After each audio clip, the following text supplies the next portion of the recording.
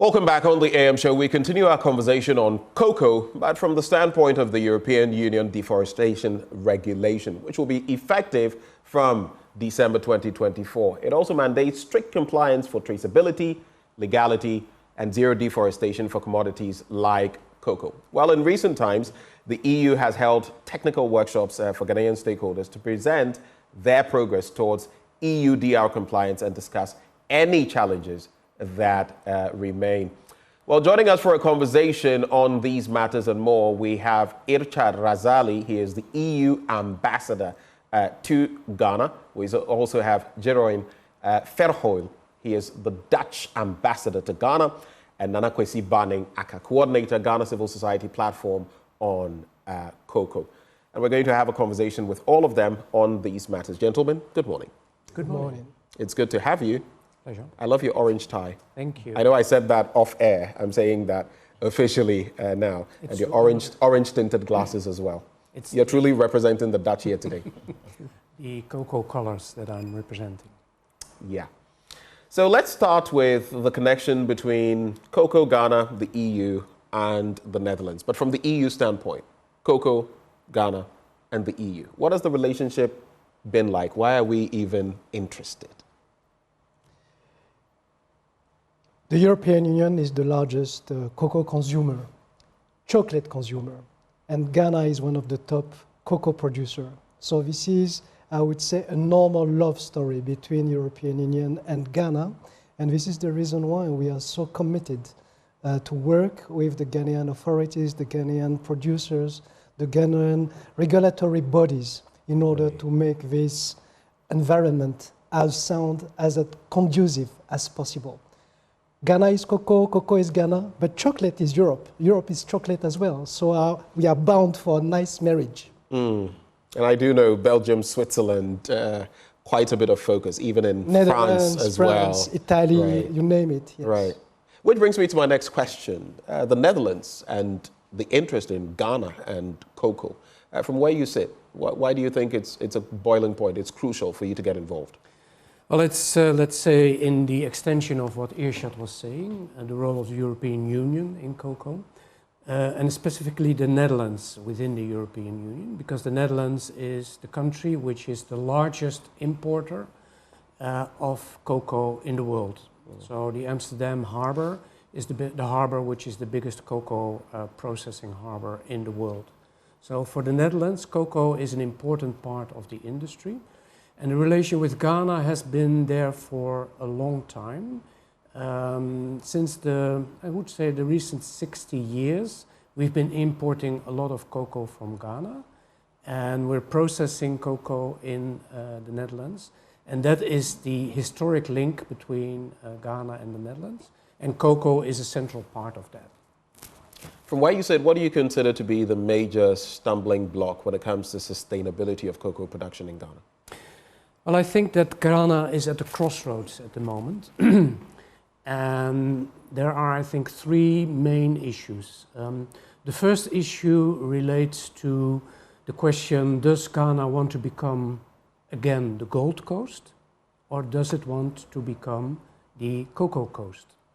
And so far, the choice is not made explicitly in policy, but the choice is made in practice. Because if you look at the export of cocoa and the share of cocoa within export, that has been declining significantly. The most recent figures are that the share of gold has risen from 40 to 50%, and the share of cocoa has reduced from 20 to 12%.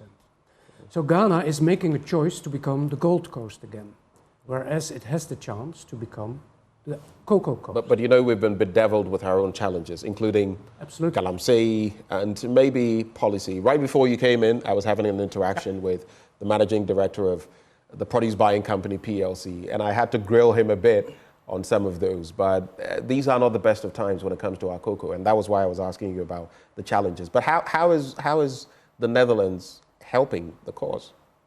Well, I was saying that there were three issues, so I started with one. That's the choice between cocoa and gold. The second is the role of COCOBOT within the industry. Right. And I think that COCOBOT is really in dire straits, not only PBC, but also COCOBOT itself is in dire straits, in the sense that over the past 12 years, COCOBOT has not made a profit for more than 2 years out of those 12 years. So it has been running at a loss or break even for almost 10 out of 12 years. And even this year, with cocoa prices at its highest ever, COCOBOT is expected to run again at a loss. Right. So I think Ghana has to ask the question, are we running COCOBOT in the right way? If Are we running COCOBOT in the right way? It's a question we have to ask. That's a question that Ghana has to answer. We are, of course, only customers of the COCOBOT as the Netherlands. Right. And we look at it from the outside. But we do have those questions. And I think that Ghana has a question to answer in this regard. So that's the second issue, right. Position of COCOBOT. The third issue relates to the international collaboration between cocoa producing countries, Ivory Coast and Ghana, and the rest of the industry. And I think it is time now to come to an agreement between the main stakeholders within the cocoa sector internationally about how the sector should evolve in the coming few years. Right. And there is an organization called SICSI, Ghana Ivory Coast Cocoa Organization, and they are preparing a plan for the whole sector and for the main producing countries to come to such an agreement. And I think that is one of the things that the Netherlands is supporting very much, that it is high time that we come to such a plan and that the Netherlands provides support for that. Interesting thoughts, and you've got us, looking at many different areas. Nana Kwesi, you heard it there. I don't know what your thinking is about the role of COCOBOT in all this. We are not discussing COCOBOT, but he has obviously said that we should ask ourselves whether COCOBOT is doing the right things. But when it comes to the sustainability of cocoa production, from the standpoint of a CSO, what do you make of that? Are we on the right track? What can be done better? Yes, we are on the right track. So for us as civil society, what we do is to ensure that smallholder farmers benefit from sustainability programs and also reform processes in the cocoa sector. So for us, we approach it in 3 ways. One, through awareness creation and knowledge creation. Another, through capacity building, where we build a capacity of cocoa farmers on some of the sustainability programs in the cocoa sector. Another is to do monitoring, where we build a capacity of these cocoa farmers to be able to monitor implementation of programs in the cocoa sector. Let me emphasize that to ensure sustainability in the cocoa sector, we need good agricultural practices, we need good governance practices, and also we need policy reforms in the cocoa sector to ensure that cocoa farmers are benefiting from most of these programs in the sector. One thing we know is that cocoa sectors are omitted from the policy space, which is something that we as civil society is trying to build a gap, where we provide platforms for them to engage. When you talk about the Ghana Civil Society Cocoa Platform, this platform brings together civil society, farmer-based organizations, farmer cooperatives, media working in cocoa. So together we work as stakeholders to promote the welfare of cocoa farmers. So that is the contribution that we are making. I think Ambassador talked about three-pronged policies, the economic, the social, the environmental. Those are entry points for us. So with the economic, where we are looking at cocoa pricing, where we are looking at cost of production, we are trying to build capacity of cocoa farmers where they diversify their income generation activities. We'll teach them on other practices that could help them to benefit from also income. Then when you talk about the environmental issues, deforestation, which has become one of the major problems in the cocoa sector, he talked about the EUDR, which is coming up. So for us, ours is to make it possible for cocoa farmers to understand the issues in a way that it is easier for them. What are the issues? Pardon? What are the issues? So the issues, that is deforestation. We have child labor. So the EUDR is looking at the environmental and the social aspect. So we are making sure that we bridge that gap so that cocoa farmers are well informed and well prepared. Maybe later on we talk about the EUDR, but we also... We can talk about it now. We don't have all day to... So yeah, we there'll be no later. a lot of our farmers will be affected if the EUDR comes into implementation. So what we are doing is we are monitoring on the ground the kind of policies and programs that are going on. Currently, COCOBOT has the Ghana Cocoa Traceability System, And it is something that they are trying to do a first, from bean to bar, so a first line to last line traceability to find out where the cocoa is coming from, the point of origin through to Europe, so that if there are any issues around it, cocoa farmers are able to see. Okay. Yeah. All right. So those are things that Let me come back to you, Richard.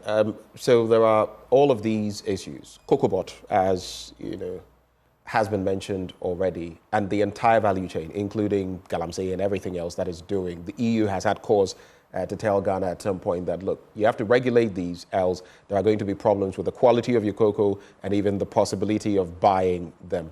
What interventions have you brought to bear as the EU, as the Netherlands, and I'll come to you on that, in this regard? I think it's very important to have in mind the fact that Ghana and Côte d'Ivoire are the only two countries in the world that will benefit the support of the European Union to meet these requirements on traceability. So in concrete terms, we are working on a daily basis with CocoaBot, because this is one of our port of entry into the cocoa world, in order to set up a robust, credible, and effective traceability system, which has been described by our friend, which ensures that we know from the planters to the port from where these beans have been harvested and in which conditions these beans have been harvested. Deforestation, unacceptable labor conditions, so on and so forth. And this will create the assurance that the buyers and the consumers are not contributing, even, I would say, involuntarily, to deforestation in Ghana, because this is what it is about. We have been, in the previous program, speaking about the consequences of climate change, and deforestation is a key driver of climate change. And this is the reason why the European Union didn't want to contribute further to deforestation outside its borders. So this regulation is not only for Ghana and cocoa, on the contrary, it is covering the main drivers of deforestation worldwide. We are speaking about soybean, we are speaking about beef cattle, we are speaking about timber, so on and so forth. And it happens that the drivers, some of the drivers of amongst the drivers of deforestation in Africa, in the world, and in Ghana is cocoa harvesting. It's not the first one, it's not the main one, but it contributes. So the consumer don't want to be the cause for driving deforestation outside the borders of Europe or in Ghana, because this will amount to hypocrisy.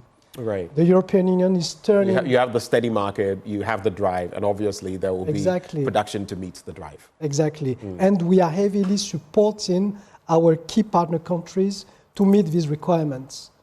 So they will be the two main beneficiaries of our programs to establish and to acquire and to design nationwide traceability system, and this is what we are currently doing. So far, we have mobilized 8 million euros, but on top of that, we are considering much more engagement when it comes, for example, to increase the production. So I think it's very important. There is no ban on Ghana cocoa. On the contrary, we want more cocoa. We want more production, but in certain conditions, certain circumstances, and the traceability system will help us and will help Ghana and Côte d'Ivoire to meet these requirements. Are you concerned, very briefly, that, and I'll come to you on those same points, but are you concerned very briefly that Ghana's cocoa production has been dwindling steadily over these last few years? Of course, it's never a good news when one of our key partners, such as Ghana, is facing this type of challenges. And because recently, like you said, it hiked up the price of cocoa when production levels were very low, though the prices have dropped, I know. The consequences on cocoa are not good, but the consequences on the economy are not good. And in the end, the interest of the European Union and the very raison d'être of the cooperation between the European Union and Ghana is macroeconomic stability of the country as well. So any element that can disturb that is not good news, and we are working with the authorities to address that as well. All right. I've seen studies that talk about, and you know, currently in terms of market share, Cote d'Ivoire has over 40%. Ghana has fallen steeply to about 13%. Projections are that by 2025 we could hit 10%, and that would be quite an imbalance in the system. But coming back to you, these interventions, these regulations, how do you feel they're going to be enforced? It reminds me a bit about blood diamonds. You know how there were systems to ensure that the diamonds were going through right sourcing. How do you feel this will impact the cocoa industry in Ghana? Well, let me make 2 points here. First of all, that this implementation of this regulation is quite a complex process, because production of cocoa in Ghana is smallholder business.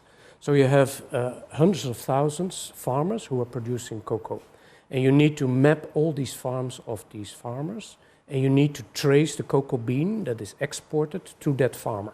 So that is a very complicated process. And I must commend COCOBOT for the efforts that they are putting in to make that happen. So first of all, it's a complex process. Secondly, the checks on whether the regulation is implemented are not done by Europe, but they are done by the member countries. So the Netherlands is responsible for checking whether the EU regulation is implemented when the cocoa enters the European market in Amsterdam. So that means that the Netherlands authorities, the customs authorities and the Food and Drug Administration, they are responsible for checking the implementation of the regulation. And what we are going to do, because it's quite early days, it's 6 months now that we have, 7 months before the regulation enters into force. So what we're going to do is to do a trial run, a dry run, in the sense that we are helping a company to mock an export of Ghana to the Netherlands. And then we're going to see how the checks are going to happen and how that dry run is running, and what issues are emanating from that, and then we can resolve those issues before the entry into force of the regulation. So that's how we're going to help Ghana, COCOBOT, the farmers, to keep on exporting their beans to Europe. Now we have the EUDR, we have the CSDDD. How do you feel civil society organizations can feed into this in terms of the implementation? How relevant are you going to be in the implementation? Okay. So just like the commissioner said, the EU is supporting the platform, that's the Ghana Civil Society Cocoa Platform, to be able to also prepare the farmers. So that's civil society. We, like I earlier mentioned, we know that most of our farmers will be affected. So we are trying to do our own assessment to see how many of our farmers will be affected. Also in terms of readiness and preparedness, how informed are farmers on the EUDR and the CSDDD. With the EUDR, we know that COCOBOT, with the Ghana Cocoa Traceability System, has mapped all the farms, and their system is fit and ready according to our communication with them. So for us, we are doing the monitoring to see whether the system is ready enough to test it, to see its readiness for the EUDR. Also with the CSDDD, we know that there's some requirements for companies. So for farmers themselves also to test those grievance mechanisms. How do we pick up the issues? How do we bring it to the attention of COCOBOT, to the attention of the companies, so that any human rights abuses that we identify, we bring it to their attention and we see how it's resolved. And also one thing we're also trying to do, like I said, the monitoring, which is very important, because if you are going to influence policy or to cause reforms, then you need evidence. So the evidence is going to come from these same farmers. So we are building their capacity for the farmers themselves to do the monitoring. And it's also thanks to the support from the EU. So that is how prepared we are. And we are also preparing our members so that they do the tracking, and also with the education at the grassroots level. That is very important, because majority of the focus has been at the national level. Right. But the conversation has not been strong enough at the grassroots level. So that is the part that we are strengthening as civil society, so that we ensure that our farmers benefit from it. Because we keep thinking, what happens if some of our farmers are cut out due to the EUDR? Maybe they are complicit with deforestation. Is there a compensation for them? How do we prepare them? How can we report on it so that at least if there's any support for them, then we can provide it to them? So that is how we are also preparing ourselves. Irshad, I see you have some thoughts on that. So we're wrapping up on this conversation in 30 seconds.